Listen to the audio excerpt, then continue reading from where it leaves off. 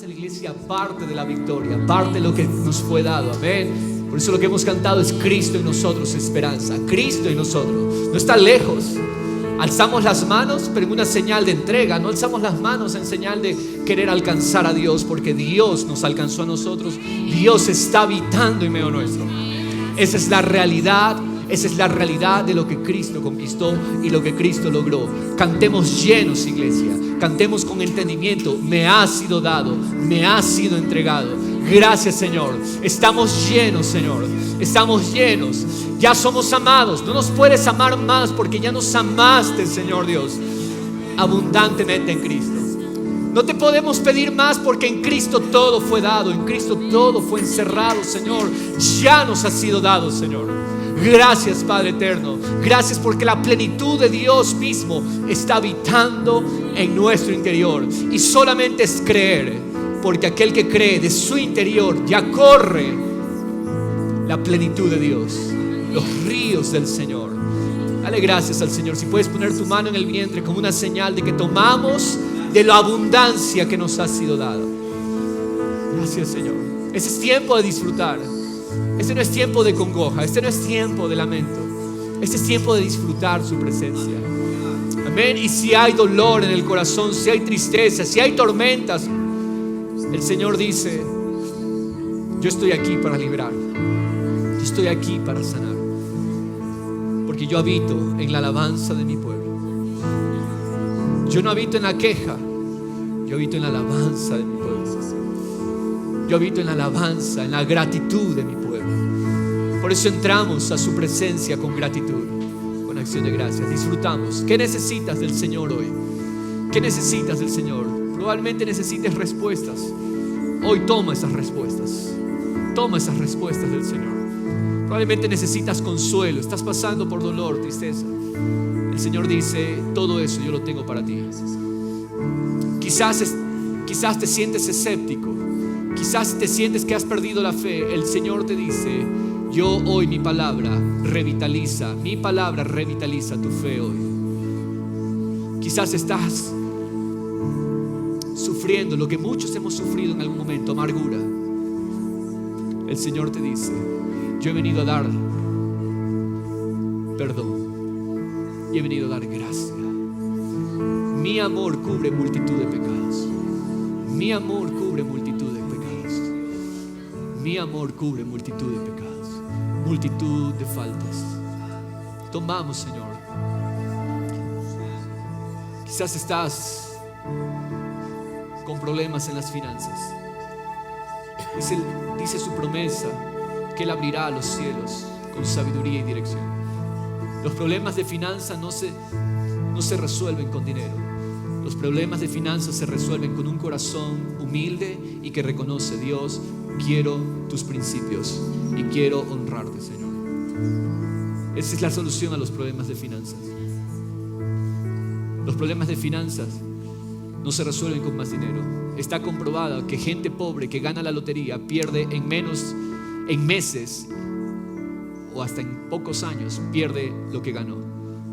¿Por qué? Porque el problema de la pobreza y el problema de las finanzas no es dinero, es un corazón que no se ha rendido al Señor en esa área y permitir que Dios trabaje. Amén. Pero en Cristo todo eso ya nos ha sido dado, iglesia. En el nombre de Jesús, para la gloria de su nombre. En Cristo te agradecemos, Señor. Amén, amén, amén. Estamos en el último mes del año y Dios dice que Él corona de principio a fin el año con sus favores. Es decir, si estábamos emocionados en enero de que el Señor nos estaba dando un nuevo año, tenemos que estar emocionados porque el Señor con su fidelidad nos permite terminar este año. Amén. Y la época también se vuelve especial, ¿no? La época navideña, no sé a cuántos les emociona esta época del año. Amén. Y Dios nos dé un entendimiento correcto y claro de celebrar verdaderamente este tiempo. Amén. Hay un dicho en inglés: Jesús es la razón de la estación. Jesús es la razón. No es el tiempo, son las cosas que se hacen. Jesús, Jesús, Jesús. Y justamente los mensajes anteriores de la serie de Isaías, recorrimos 6 capítulos, hemos recorrido 6 capítulos de Isaías y hoy vamos a llegar al capítulo 7, que es un pasaje justamente mencionado frecuentemente en esta época, en el tiempo de Navidad. Pero hoy vamos a ver en este pasaje en su contexto, vamos a ver el contexto de esta palabra y vamos a ver que Dios quiere darnos confianza. El propósito de Dios es darnos confianza por medio de la palabra que Él da. El propósito por el que Dios envía una palabra es para que usted tenga confianza. Amén. En los que no han creído, la palabra es muchas veces juicio y tropiezo. Pero en el pueblo del Señor, la palabra es fuente de confianza. Diga esta palabra conmigo: confianza. Confianza en la palabra de Dios. Confianza en lo que Dios ha dicho. Y esa es la clave para estar protegidos. Diga: confianza me da protección. Confianza es protección. Amén. Y vamos a recobrar esperanza en medio de cualquier circunstancia que estemos pasando. Aquí vemos un gran número de personas y cada persona está pasando por una circunstancia particular, una circunstancia específica de su vida. No necesariamente negativa, en algunos puede ser positivo el momento que estén viviendo. Pero hoy Dios quiere darnos confianza por medio de su palabra para que seamos protegidos y para que seamos guardados. Vamos a ir al libro de Isaías, capítulo 7. Isaías 7 es el pasaje central de hoy, continuando la serie Terminado está, según el profeta Isaías. El tema del mensaje de hoy, anótelo por favor: confía en la señal. Diga conmigo: confía en la señal. ¿Ok? ¿Cuál es la señal? Pero tu confianza, déjame decirte, tiene que estar puesta en la señal. Confía en la señal.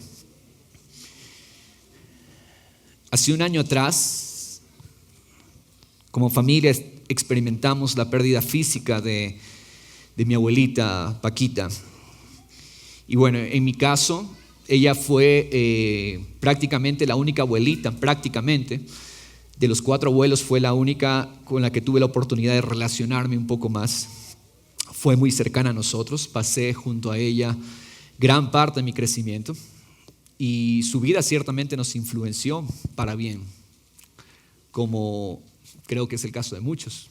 Los abuelos pueden ejercer una gran influencia y nos influenció para bien en gran manera. Sin embargo, en sus últimos meses la enfermedad la golpeó y bueno, su deceso fue algo que nosotros nunca esperamos se dé de esa manera. Fue una época navideña, hace un año justamente, una época navideña diferente, mezclada con un profundo dolor por la partida. Nuestra vida aquí en la tierra será enfrentada a diferentes tipos de situaciones, muchas de ellas dolorosas. Otras van a ser consecuencia de nuestras decisiones. Pero en medio de ello, Dios nos llama a ver la vida desde una perspectiva mucho más alta. Amén. Y yo quiero que anote como primer punto de este mensaje, son 3 puntos. Y el primer punto: la realidad humana y natural puede ser muy desalentadora. Las circunstancias desalentadoras que enfrentamos en esta vida no son ajenas a la narrativa bíblica. La nación de Judá e Israel estaban sumidas en una situación también caótica. Venían arrastrando una decadencia moral, una decadencia social, puesto que ellos habían desechado a Dios. Sus enseñanzas habían desechado, se habían ido tras la idolatría de las naciones paganas. Pero en este camino hacia el colapso, hubieron reyes que hicieron lo bueno. Asimismo, en su gran mayoría, reyes que hicieron lo malo. Era un camino en descenso. En ese proceso de descenso, algunos reyes quisieron hacer las cosas bien, lo hicieron. Otros reyes perpetuaron ese camino hacia el abismo. Y hace 2 domingos vimos al rey Usías. ¿Cuántos recuerdan al rey Usías? Usías significa mi fuerza está en el Señor. En Isaías 1:1, si ustedes recuerdan, se menciona una lista de reyes. Dice, Isaías sirvió en los tiempos primer rey Usías. Luego de Usías, el siguiente rey en la lista que da Isaías es Jotam. ¿Ok? Vamos a rápidamente qué pasó con Jotam. La Biblia no da mucha información sobre este rey, pero se dice que Jotam hizo lo recto ante los ojos del Señor, conforme a todo lo que su padre Usías había hecho. Recuerdan que Usías había sido un rey exitoso, próspero, fuerte en la guerra, un guerrero, un hombre que amaba la tierra, un hombre que trajo mucha prosperidad a la nación. Pero dice la palabra, Jotam, a diferencia de su padre, no entró en el templo del Señor. Recuerdan que Usías se había rogado la función sacerdotal y había entrado al templo y Dios lo castigó con lepra. Había entrado más allá de donde les era permitido a los que no eran sacerdotes entrar. Pero dice la palabra que Jotam al parecer aprendió del error de su padre y Jotam no entró más allá de donde él podía. Jotam, en otras palabras, no se entrometió en los deberes sacerdotales como lo había hecho su padre. Él aprendió del error. Pero algo que dice la palabra, usted puede leer la historia de Jotam en 2 de Crónicas 27. Dice la palabra en este pasaje que el pueblo seguía corrompiéndose. Jotam, aunque fue recto, aunque fue moral, no fue un líder eficaz. No pudo influenciar en la nación para que la nación tome una dirección más piadosa. Es más, él hizo muy poco por eliminar la adoración falsa. Hizo muy poco para frenar esa espiral espiritual descendente, ese camino hacia el abismo en el que iba la nación. Porque hay un principio que nos enseña la palabra aquí, escúcheme. Cuando la sociedad adquiere un gusto por transigir y adopta cierto nivel de desprecio por las cosas de Dios, no es tarea fácil reformar la cultura. Cuando el mal se ha hecho parte de una sociedad, de un sistema, la reforma no es cosa fácil. La corrupción del Ecuador no es fácil por medios humanos erradicarla. En las fuerzas del Señor es posible. Pero cuesta trabajo, cuesta rodillas, cuesta dependencia de Dios. Y eso fue lo que le costó a Jotam con Judá. El reinado de Jotam fue corto, 16 años. Y cuando murió su hijo sucesor llevó al reino de Judá, el hijo de Jotam llevó a Judá a una época de apostasía. Es decir, se desviaron de Dios, a una época de rebelión sin precedentes. Y así entramos al tercer rey en la lista de Isaías. El primero fue Usías, segundo Jotam, el tercer rey es Acaz. Ezequías es el cuarto rey en la lista de Isaías. Acaz es considerado entre los reyes más malos que tuvo el reino de Judá. El perverso rey Acaz.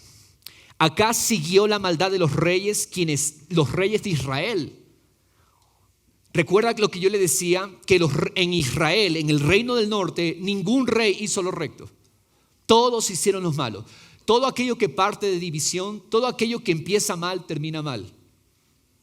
Israel fue una división, desecharon a la casa de David y ellos hicieron un reino y todos los reyes fueron malos. Esos reyes de Israel en el norte eran el prototipo de la perversión. Y Acaz, ¿qué pasa con Acaz? Rey de Judá, él sigue el ejemplo de los reyes de Israel. Su historia completa se encuentra en 2 de Reyes 16 y en 2 de Crónicas 28.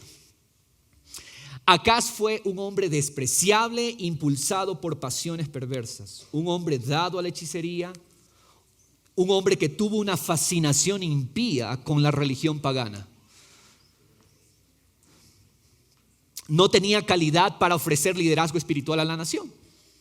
Entonces, escúcheme, un hombre idólatra, un hombre dado al paganismo, un hombre que buscaba sus ejemplos en los reyes más perversos, ¿qué liderazgo podía darle a la nación?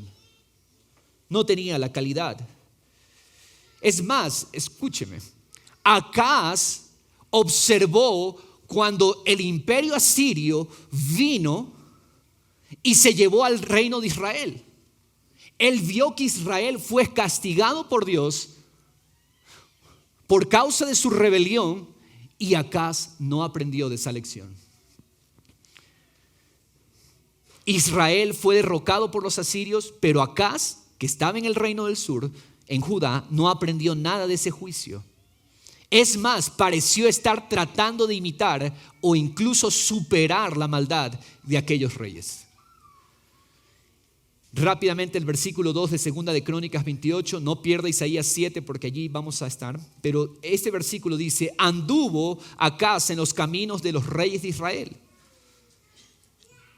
Dice, Acaz también hizo imágenes fundidas para los Baales. Quemó además incienso en el valle de Ben Hinnom e hizo pasar a sus hijos por fuego conforme a las abominaciones de las naciones que el Señor había arrojado de delante de los hijos de Israel. ¿Qué hizo Acaz? Copió. Acaz copió la misma maldad y las abominaciones de esas naciones que Dios había desechado. En otras palabras, ¿sabe lo que hizo Acaz? Sacrificó a su propia descendencia como holocausto a Moloc, dios cananeo.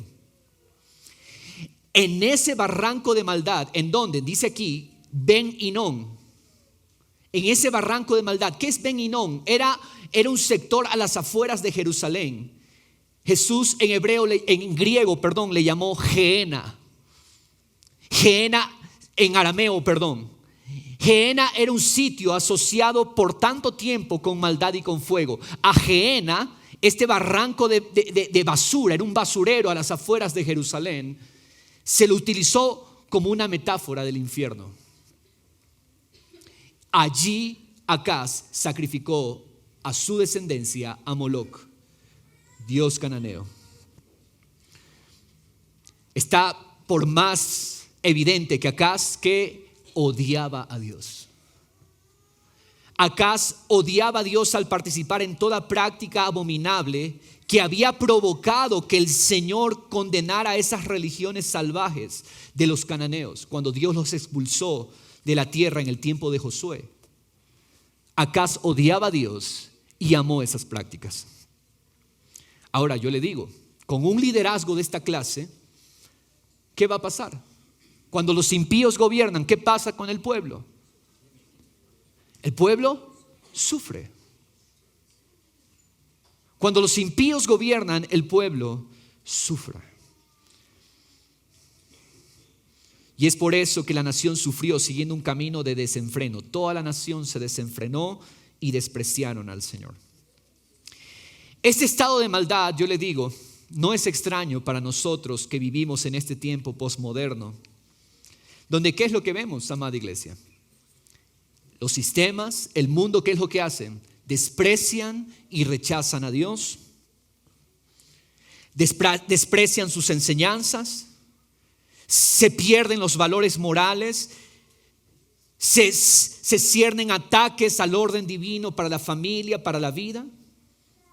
Y como dice Romanos 1:27, entonces nuestras sociedades experimentan el castigo correspondiente a su extravío. ¿Qué es lo que experimentamos? Juicio. Porque la sociedad en general, no estoy hablando de la iglesia, pero la sociedad en general ama la corrupción, ama sus dioses, rechazando a Dios, rechazando sus enseñanzas, rechazando su moralidad. Y al igual que con Acaz, la humanidad prefiere un camino contrario al Señor. Y entonces, ¿qué es lo que pasa? Dolor, la tristeza, la miseria, la enfermedad, la muerte son consecuencias del pecado generalizado y del estado caído del mundo en que vivimos. En su tiempo, ¿qué pasó? ¿Cómo se evidenció este juicio en el caso de Acaz? Dios permitió que se levantaran dos reinos contra Acaz: los reyes de Siria y los reyes de Israel, Resín y Peca. se aliaron los dos reinos, Siria e Israel, antes de que Israel cayera. Hicieron una coalición y se convirtieron en una amenaza para el reino de Judá. Veamos el pasaje de hoy. Vamos a Isaías 7. ¿Ok? Mientras usted abre en Isaías 7, pongamos en la pantalla, quiero que vea este mapa. ¿Ok? Este es un mapa de Medio Oriente y aquí están los nombres de las naciones en tiempos de Isaías. ¿Ok? Quiero que vea esto. Este es el mar grande. En nuestro tiempo se llama el mar Mediterráneo. ¿Ok? Para acá está Europa, para este sector de acá. ¿Ok? Asia Menor. ¿Ok? Pero los nombres que yo quiero que usted vea son estos. Aquí está, mire. Esta es la tierra prometida. Esta es la tierra prometida, tierra que fluye leche y miel, como Dios había prometido a ellos. Voy a ponerme así un poco para que allá puedan también ver. ¿Ok? En los tiempos de Isaías ya el reino se había dividido. Al sur estaba Judá, al norte estaba Israel. Aquí permanecía el trono de David, porque sus hijos seguían reinando acá. En Israel, otros reyes de otras tribus. ¿Ok? Lugares importantes, Siquem, Betel. Por aquí está Jerusalén, Hebrón, Beersheba. Para acá está Egipto. ¿Ok? Cuando ellos estaban en Egipto, ellos tuvieron que recorrer este camino hasta llegar a la tierra prometida. ¿Ok? Aquí está la península del Sinaí. ¿Ok? Entonces, este es Judá, este es Israel. Vamos para ubicarnos con las otras naciones. ¿Okay? Al norte de Israel estaba Siria. ¿Okay? No se confunda Siria con Asiria. Más al norte se encontraba Asiria. Acá está Siria. ¿Okay? ¿Quién era el imperio dominante en el tiempo de Isaías? El imperio dominante era Siria. Siria era un imperio menor. Era un reino con no tanto poder como lo tenía Siria. Babilonia en el tiempo de Isaías no representaba ninguna amenaza. Por eso es que las profecías de Isaías respecto a lo que pasa con Babilonia son sorprendentes, porque Isaías no conoció a la Babilonia fuerte. ¿Ok? Babilonia era un pueblo sin trascendencia en el tiempo de Isaías. ¿Ok? Aquí está Siria, Asiria. Cuando nos dice la palabra que dos reinos se aliaron contra Acaz, son estos: Siria e Israel. Estos dos hicieron una coalición para asustar y para amenazar a Judá, el reino del sur. ¿Ok? Otros lugares, pero bueno, después vamos a seguir presentando el mapa para que nos ubiquemos. Pero lo que nos interesa para el estudio de hoy lo tenemos allí en el mapa y lo tenemos claro. ¿Ok? Versículo 1, Isaías 7. Dice la palabra: aconteció que en los días de Acaz, hijo de Jotam, hijo de Usías, rey de Judá, subió Resín, rey de Aram. Aram es Siria. ¿Ok? Póngale ahí una marquita si usted quiere. Siria, Aram es Siria. Con Peca, hijo de Remalías, rey de Israel. Peca era el rey de Israel, Resín el rey de Siria. Dice que subieron a Jerusalén para combatir contra ella. El Señor había permitido que estos dos pueblos empiecen a arremeter contra Judá. ¿Ok? Pero no pudieron tomarla. Se le dio aviso a la casa de David entonces diciendo: los arameos han acampado en Efraín. Es decir, los sirios han acampado en Israel. Efraín es otro nombre para Israel. Cuando usted escuche Efraín, es el nombre de una tribu. Asócielo con el reino del norte, Israel. Los arameos han acampado en Efraín, en Israel. Se estremeció el corazón del rey y el corazón de su pueblo, escúcheme, como se estremecen los árboles del bosque ante el viento. Es decir, fueron sacudidos. A Acaz, este rey malo en Judá, le llega la noticia: Siria e Israel se han unido en coalición y vienen contra ti. Y el corazón de Acaz y el corazón del pueblo se estremecieron. Esta era una temible coalición contra Acaz y contra Judá. Este pánico se debe sobre todo, ¿por qué el pánico? ¿Por qué el miedo? Porque Acaz tenía una fe débil y Acaz tenía un espíritu de culpabilidad. Entonces, cuando llega la tormenta, nada lo puede sostener. Nada le puede dar confianza por su fe débil. En un ámbito político, lo que estaba sucediendo era que Siria e Israel se habían rebelado contra Siria. ¿Se acuerdan que les mostré en el mapa? Asiria, el gran imperio. Estos dos imperios, Siria y el reino de Israel, se querían rebelar contra la gran Asiria. Entonces trataban de forzar a Judá para que se uniera a ellos y armar otra coalición, pero lo querían usar como un títere a Acaz. Y este era el panorama que estaba viviendo en ese entonces la nación. Pero como segundo punto, yo quiero que usted note algo. Aunque haya un panorama de este tipo, la grandiosa bondad de Dios sobrepasa, escúcheme, la realidad natural y humana. ¿Por qué razón? Recordemos, Dios tiene compasión, pero no de la maldad. Dios tiene compasión de sus hijos, del pueblo de su pacto. Y por causa de un remanente, Él va a mostrar su misericordia. Amén. Dios decide entonces, una vez más, a pesar de este rey perverso, a pesar de la decadencia en que está la nación, Dios decide extender misericordia a la casa de David. Su plan de mostrar su bondad hacia su pueblo se llevará a cabo aún, escúcheme, Dios muestra bondad aún a pesar de la condición humana. Es así que el profeta Isaías es enviado por Dios al rey Acaz con un mensaje alentador.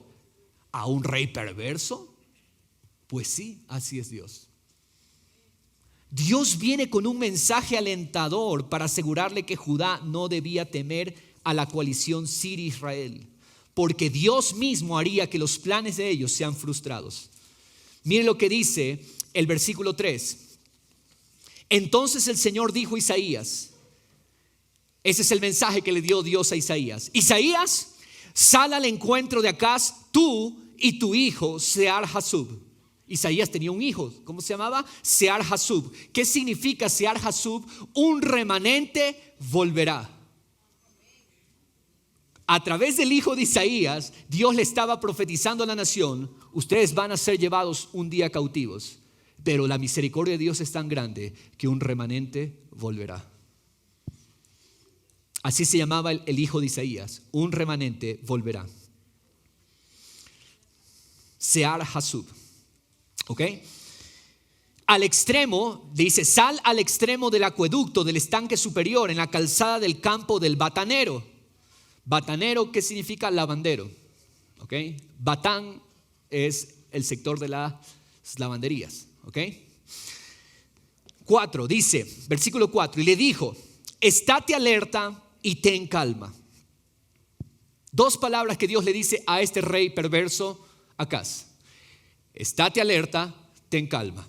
¿Sabe por qué?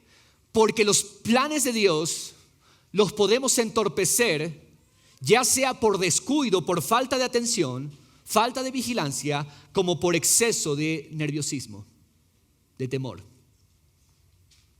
Estate alerta y ten calma. No temas ni desmaye tu corazón ante estos dos cabos de tizones humeantes, a causa de la ira encendida de Rezín de Aram y del hijo de Remalías. ¿Por qué Dios le llama? ¿Qué es lo que Dios le dice por medio de Isaías a Acaz? Acaz, no temas, estate alerta, ten calma. Porque esos dos reyes que se han unido contra ti son dos tizones humeantes. ¿Qué es un tizón humeante? Está por apagarse. En otras palabras, no te desanimes, no tengan miedo, porque esos de allí ya están echando sus últimas chispas. Están por apagarse, están por extinguirse.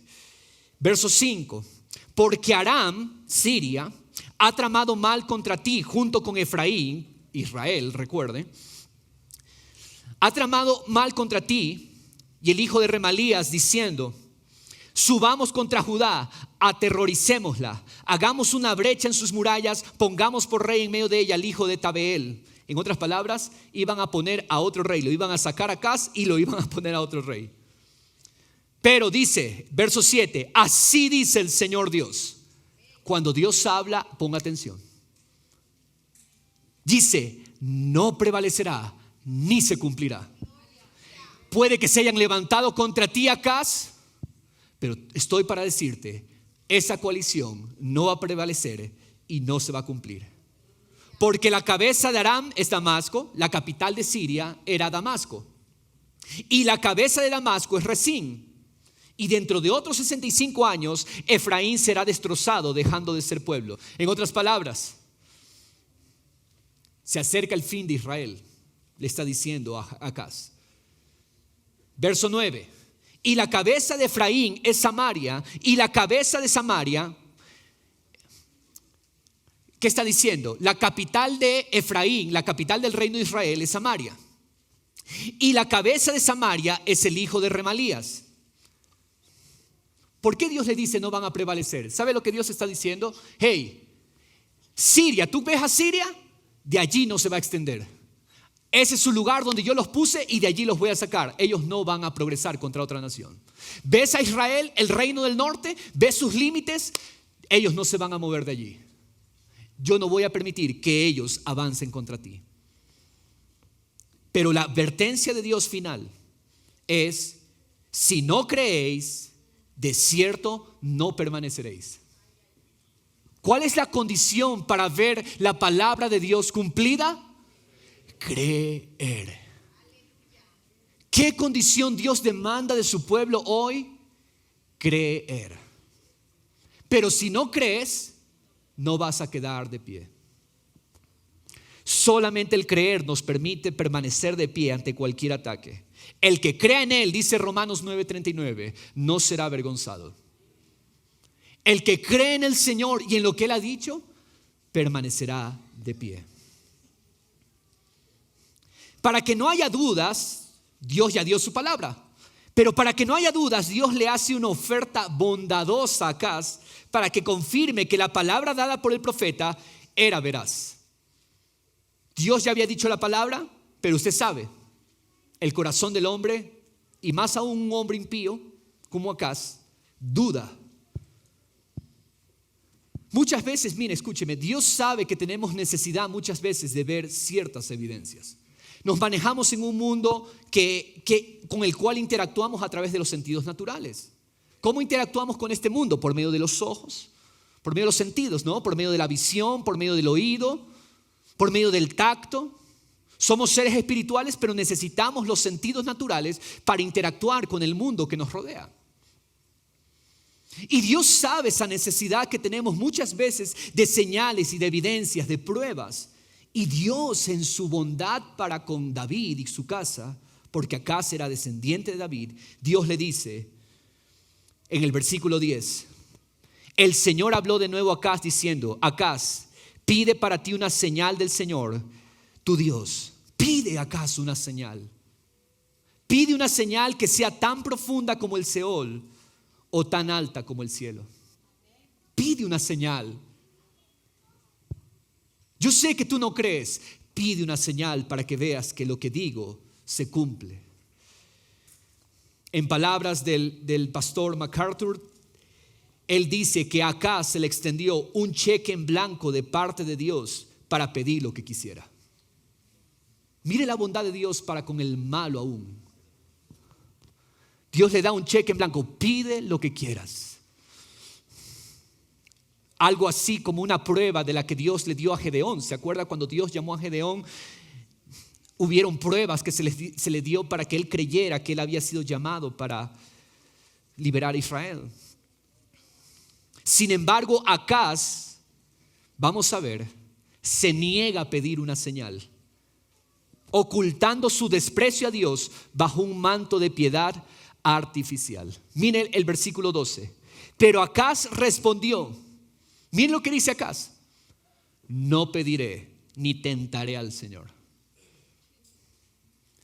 Dios había hablado y Dios le estaba diciendo, Acaz, pide una señal de que esos reyes no van a prevalecer contra ti. Pero Acaz oculta bajo un manto de piedad falsa, oculta su desprecio por el Señor. No pediré ni tentaré al Señor. ¿Sabe por qué Acaz no se atreve a pedirle una prueba? No se atreve a elevar una oración al Señor. ¿Sabe por qué? Porque la confianza de Acaz estaba puesta en la supuesta ayuda que él estaba pidiendo ahora a Asiria. Recuerde, Siria e Israel aliados contra Judá. Pero Acaz estaba confiando en el gran imperio asirio para que Asiria le ayudara. En otras palabras, Acaz tenía confianza en el hombre más que en el Señor. Por eso él estaba seguro en la supuesta ayuda que Asiria le iba a dar. Y por eso dice, no pediré ni tentaré al Señor. Verso 13. Entonces Isaías dijo, oíd ahora, casa de David. Ya no le habla a Acaz, porque Acaz una vez más ha rechazado al Señor. Acaz ha despreciado al Señor. Y ahora Isaías va y le habla ¿a quién? A la casa de David. Isaías dijo, oíd ahora, casa de David. ¿Os parece poco cansar a los hombres que también cansaréis a mi Dios? ¿Les parece poco cansar a los hombres que también cansaréis a mi Dios? En otras palabras, gracias. Piensan que están ofendiendo a meros hombres, pero no se dan cuenta que en realidad están ofendiendo a Dios, cuyos mensajeros somos nosotros. Es lo que dice Isaías. Pero a pesar del desprecio de Acaz, Dios mismo en su bondad hacia Israel y la casa de David les dio a ellos la señal. Isaías 7:14, el versículo 14. Miren lo que dice Dios. Por tanto, el Señor mismo os dará una señal. Tú no has pedido señal a Acaz, casa de David. Escuchen, el Señor mismo les dará una señal. He aquí, una virgen concebirá y dará a luz un hijo y le pondrá por nombre Emmanuel, Dios con nosotros. Comerá cuajada y miel hasta que sepa lo suficiente para desechar lo malo y escoger lo bueno. Porque antes que el niño sepa desechar lo malo y escoger lo bueno, será abandonada la tierra cuyos dos reyes tú temes. ¿Qué es la señal que Dios le da ahora a la casa de David? Dios les dice, yo les voy a dar una señal. Y la señal es esta. La virgen, la palabra literal en hebreo es doncella. Una doncella que está lista para casarse. No es virgen. Hay otro término en hebreo para virgen, pero eso no desprecia que la doncella para casarse tiene que ser virgen. Entonces dice, la virgen va a dar a luz, la doncella va a dar a luz un niño y le pondrá por nombre Emmanuel. ¿Qué significa Emmanuel? Dios con nosotros.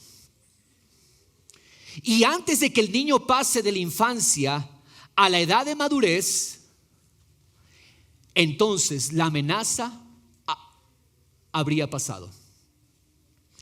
¿A qué mujer doncella y su niño se refiere el profeta que iban a ser señal para Acaz y Judá?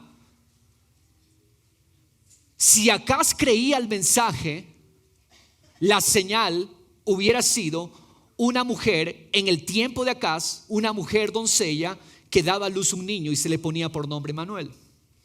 No sabemos con exactitud quién hubiera sido esta mujer en el tiempo de Isaías, porque él tenía que ver la señal.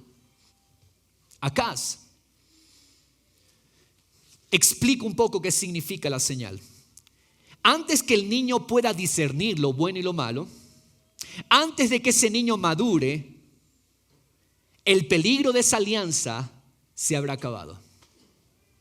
La tierra de los enemigos de Judá, el reino de Israel y la tierra de Siria habrán quedado desiertos, al punto de que el niño deberá comer y mantenerse de productos silvestres que no necesitan de la industria del hombre, porque esas tierras iban a quedar vacías, desoladas, que el niño iba a tener que comer cosas que no requieran mucha manufactura. Por eso dice, va a comer cuajada y miel, porque la tierra va a estar desierta. Cuajada es el requesón de la leche. El niño va a tener que comer eso porque ya no habrá gente, pobladores en esas tierras, porque Dios los habrá destruido. Esa es la señal. Dios está diciéndole a Judá, por mucho que los hombres se empeñen, Dios salva a su pueblo, Dios preserva a su remanente. Acaz, tú has rechazado la ayuda del Señor. Sin embargo, la casa de David verá la señal. La señal que Dios ofreció ponía la mirada mucho más allá de la vida de Acaz. En otras palabras, Acaz rechazó la señal, rechazó creer. Él no la iba a ver entonces. Pero la casa de David sí. Mateo 1, versículo 18. Mateo 1, 18. Dice, y el nacimiento de Jesucristo fue como sigue. Estando su madre María desposada con José, desposada significa comprometida para casarse, antes de que se consumara el matrimonio, antes de que se juntaran, usted me entiende, se halló que había concebido por obra del Espíritu Santo. Y José, su marido, siendo un hombre justo y no queriendo difamarla, quiso abandonarla. ¿Qué es lo que quiso hacer? Divorciarse de ella. Aunque no se habían juntado aún, aunque el matrimonio aún no había sido oficiado como tal, pero ya había compromiso. Aunque estén solamente comprometidos, si José la dejaba, eso se llamaba divorcio. ¿Ok? Eso se llamaba divorcio. José quiso dejarla divorciarse en secreto. Pero mientras pensaba en esto, he aquí que se le apareció en sueños un ángel del Señor diciendo, José, hijo de David, no temas recibir a María tu mujer, porque el niño que se ha engendrado en ella es del Espíritu Santo. Y dará a luz un hijo y le pondrás por nombre Jesús. ¿Por qué Jesús? Porque Él salvará a su pueblo de sus pecados. Todo esto sucedió, lea por favor, todo esto sucedió ¿para qué? Para que se cumpliera lo que el Señor había hablado por medio del profeta. Lo que leímos 700 años antes. Todo esto del nacimiento de Jesucristo se cumplió para que se llevara a cabo la palabra dicha por el profeta. Es decir, la señal ya no era para Acaz. La señal iba a ser para todos aquellos que habían de creer y de ver la evidencia del nacimiento de Jesucristo. Todo esto sucedió para que se cumpliera lo que el Señor había hablado por medio del profeta, diciendo, he aquí la virgen concebirá y dará a luz un hijo, y le pondrán por nombre Emmanuel, que traducido significa Dios con nosotros. Dios con nosotros. Cuando José despertó del sueño, hizo como el ángel del Señor le había mandado y tomó consigo a su mujer y la conservó virgen hasta que dio a luz un hijo y le puso por nombre Jesús. ¿Cuál era la señal de la cual hablaba Isaías? Era la venida del Mesías, como la mayor prueba posible del cuidado y la protección de Dios por su pueblo. ¿Cómo sé que Dios me cuida? ¿Cómo sé que Dios me ama? ¿Y cómo sé que Dios me protege? Porque por la señal del nacimiento de Jesucristo. Esa es la señal. Dios haciéndose carne. Dios hecho carne. Recordar y celebrar esto es recordar y celebrar que el tiempo para que Dios se hiciera hombre y venga a salvarnos se había cumplido. La señal se cumplió. Y qué gran consuelo es esto para la casa de David. Pero este consuelo es solamente para los que creen. El que no cree no quedará de pie. Pero el que cree ante los embates, tormentas y circunstancias en esta vida, escúcheme, permanecerá de pie. Y Dios ha dado la señal. El Verbo se hizo carne. Amén. Amén. ¿Qué pasó con Acaz?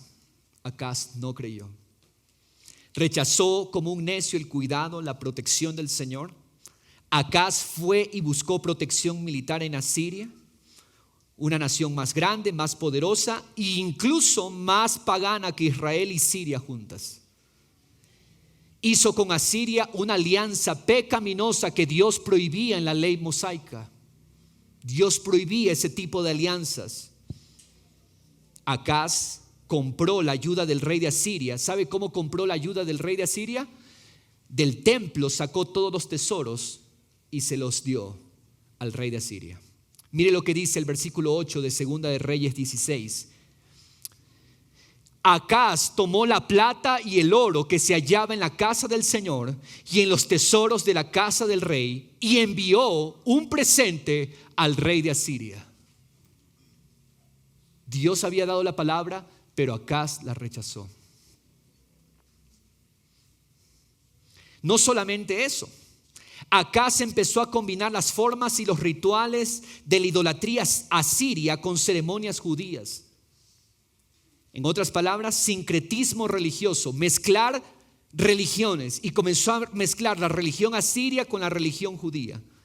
En los terrenos del templo, Acaz instaló un altar propio, diseñado en un modelo pagano que él había visto en Damasco. Quitó el altar de bronce del Señor, reordenó el templo de acuerdo según sus propias preferencias, con el fin de unir el paganismo asirio con las tradiciones judías. Esto desde luego corrompió toda actividad en el templo en tal manera que eliminó cualquier vestigio de verdadera adoración. Tan pagano su corazón que eliminó del templo toda forma verdadera de adoración. En otras palabras, Acaz violó el primer mandamiento, la base misma de la ley judía. No tendrás dioses ajenos delante de mí. Acaz hizo del templo un centro de adoración pagana. El resultado de un hombre que rechazó los caminos de Dios y se apoyó en sí mismo. ¿Cuál fue el desenlace? Déjeme decirle. El tesoro que él pagó a Siria para que Asiria lo liberara de Siria e Israel, le salió el tiro por la culata. No le sirvió de nada. ¿Sabe por qué? Porque Siria e Israel se convirtieron en amenazas constantes para él. Y usted lo puede leer eso en 2 de Crónicas 28. Y no solamente eso. En los versículos que estamos leyendo en Isaías 7, del 17 al 25, se declara el juicio de Dios contra Acaz, contra su familia y el reino de Judá. Esos versículos que están a continuación, que nos los vamos a estudiar hoy, esos versículos que están a continuación son el juicio de Dios contra Acaz, el juicio de Dios contra su familia y el juicio que vendrá al reino de Judá por causa de haber rechazado la señal. ¿Cómo va a hacer Dios esto? ¿Cómo Dios va a juzgar a Acaz? Asiria será el instrumento en manos de Dios para castigar la rebeldía de Judá y hacer que sus habitantes sufran a manos de Asiria. Aunque en realidad lo más duro vendrá muchos años después de Acaz, cuando se levante el imperio babilónico. Pero eso es mucho más adelante. Aún con todo este peligro encima, yo le digo a usted, si nosotros hemos recibido el Señor y el Señor habita en nuestros corazones, cuando usted escucha una palabra de exhortación, ¿cuál es su respuesta? ¿Cuál debería ser nuestra respuesta natural? Humillarnos y decirle: Señor, Perdóname, Señor, enséñame y guíame con tus ojos puestos en mí. Pero mire lo que dice Segunda de Crónicas 28-22. Es curioso lo que dice acerca de Acaz. Y en el tiempo de su angustia, este rey Acaz fue aún más infiel al Señor. Cuando se ha declarado, advertido, cuando las amenazas del juicio están vigentes y latentes, un hombre que escucha va a buscar al Señor y va a humillarse, como fue el caso de muchos hombres en la palabra. Pero en el tiempo de más angustia, Acaz fue más infiel al Señor. Para el final de su reino, el paganismo ya había inundado Judá y prácticamente se había eliminado todo elemento de adoración colectiva legítimo. El 24 de Segunda de Crónicas 28 dice: cuando Acaz recogió los utensilios de la casa de Dios, hizo pedazo los utensilios de la casa de Dios y cerró las puertas de la casa del Señor, cerró el templo e hizo para sí altares en cada rincón de Jerusalén. Cerró el templo, le puso candado y llave e hizo altares por toda Jerusalén y por toda la tierra de Judá. Días funestos, días fatídicos en Israel, espiritualmente hablando, económicamente hablando, políticamente hablando, y el pueblo mismo reincidía seriamente en sus malos hábitos. Tan detestable fue Acaz por su maldad tiránica que los de su mismo pueblo los sepultaron en la ciudad en Jerusalén. Dice Segunda de Crónicas 28-27, mire lo que dice: no lo pusieron en los sepulcros de los reyes de Israel. O sea, tan abominable era este hombre.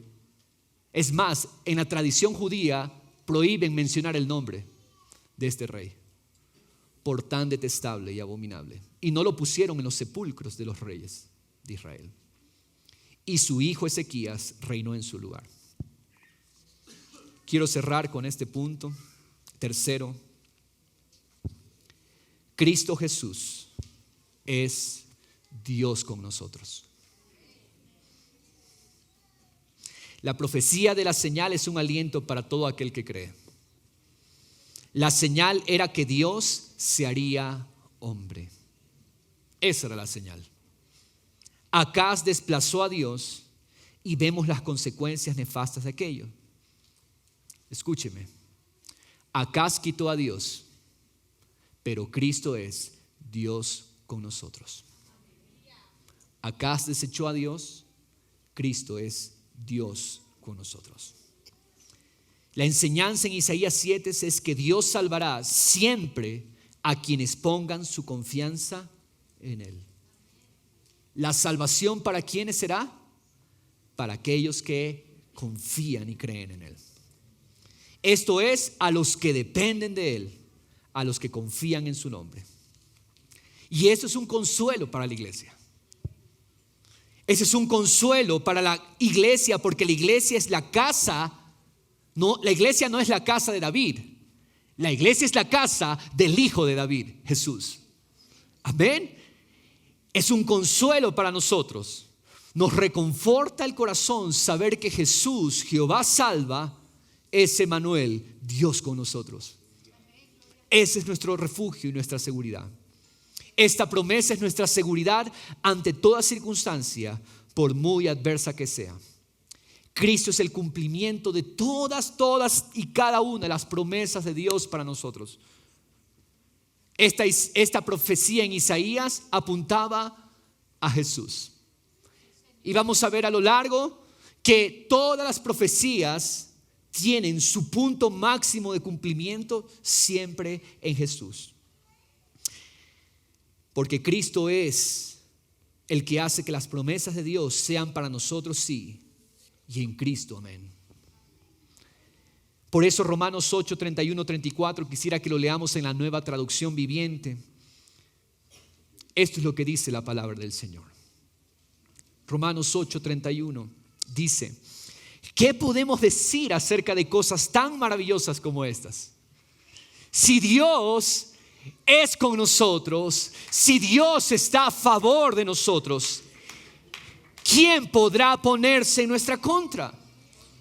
Si Dios no se guardó ni a su propio Hijo, sino que lo entregó por todos nosotros, la pregunta retórica del apóstol Pablo es: ¿no nos dará también todo lo demás? ¿Quién se atreve a acusarnos a nosotros, a quienes Dios ha elegido para sí? Nadie, porque Dios mismo nos puso en la relación correcta con Él. Entonces, ¿quién nos condenará? Nadie, porque Cristo Jesús murió por nosotros y resucitó por nosotros, y está sentado en el lugar de honor a la derecha de Dios e intercede por nosotros. Por medio de la fe en Jesucristo, Dios está habitando en medio nuestro. Y podemos enfrentar cualquier situación, cualquier realidad, cualquier dolor. Es nada comparado. Jesús es Dios con nosotros. Yo quiero preguntarle, iglesia, ¿cuál es la respuesta que las personas que te rodean ven en ti cuando te has enfrentado a la dificultad? ¿Cuál es la respuesta que la gente ve en ti cuando te enfrentas a la adversidad? ¿Es una actitud de desánimo? ¿O es una actitud de depender y confiar en el Señor? ¿Siendo acaso un rey perverso? Dios le prometió que Él lo guardaría si tan solo creía. Aun cuando los sistemas desplacen al Señor y sus caminos, vemos que el pueblo de Dios será protegido por aquel que es Dios con nosotros. En un medio que muchas veces ignora al Señor, sistemas que han rechazado a Dios, Dios va a guardar a su remanente. Dios va a guardar a los que confían en Él, a los que creen en Él. El que cree permanecerá de pie, porque Dios va a cumplir su propósito eterno con su pueblo. Amados en el Señor, ¿cuál de las duras realidades que nos ha tocado vivir puede ser más grande que Jesús el Salvador? ¿Qué realidad es más grande que Jesús el Salvador? Frente a todo problema y dificultad, sea este personal, sea este un problema social, es pertinente, es importante, relevante recordar que Dios es Rey soberano y siempre actuará a favor de su pueblo por medio de la obra de Cristo Jesús. ¿Cuál es mi llamado para cerrar? Disciplínate en estudiar y guardar las promesas de Dios. Disciplínate en guardar cada palabra que Dios te da. Injértala en tu corazón, para que cuando llegue la hora de la dificultad podamos mostrarle al mundo que somos un pueblo bendecido por su fidelidad. En el nombre de Jesús. Pastor. Amén. ¿Qué tal si nos ponemos de pie y oramos por esto? Oh, Jesús. Vamos a celebrar la cena del Señor Jesús. Y qué mejor que hacerlo con la mirada puesta en la señal. Confía en la señal. ¿Qué tal si transformamos esta Navidad en el momento para comunicar el mensaje a la gente? Confía en la señal. Amén.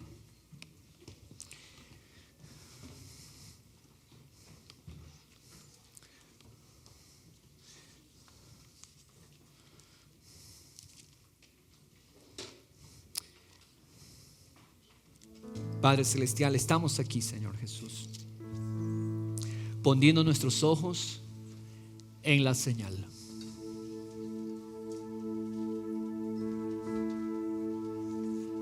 Los hombres rechazan la señal. Los malos rechazan la señal. Pero tú, oh Padre, nos das el poder para confiar. Señor Jesús, hoy me humillo yo, Diego, delante de ti. Y todo aquel que desee también lo puede hacer. Nos humillamos delante de ti, Señor. Quita toda dureza de nuestros corazones, toda incredulidad, en el nombre de Cristo Jesús.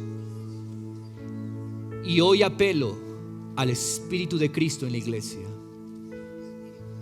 al Espíritu de verdad que está en la iglesia y que mora.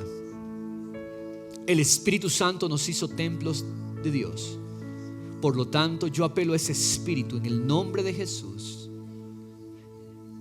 Haya en nosotros la humildad y haya en nosotros la disposición para quitar toda jactancia y toda confianza en Asiria, toda confianza en la fuerza del hombre, y poner nuestra mirada en la fuerza que viene del Señor, la ayuda que viene del Señor, el auxilio que viene del Señor, en el nombre de Cristo Jesús.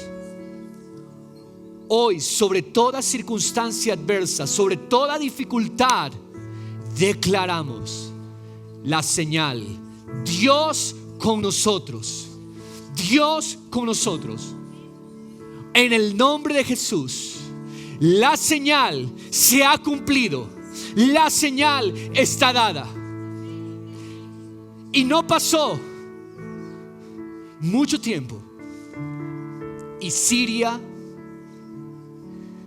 y el reino del norte fueron destruidos, fueron llevados cautivos. Es más, de esas tribus no se sabe nada hasta hoy con certeza. Se perdieron esas 10 tribus.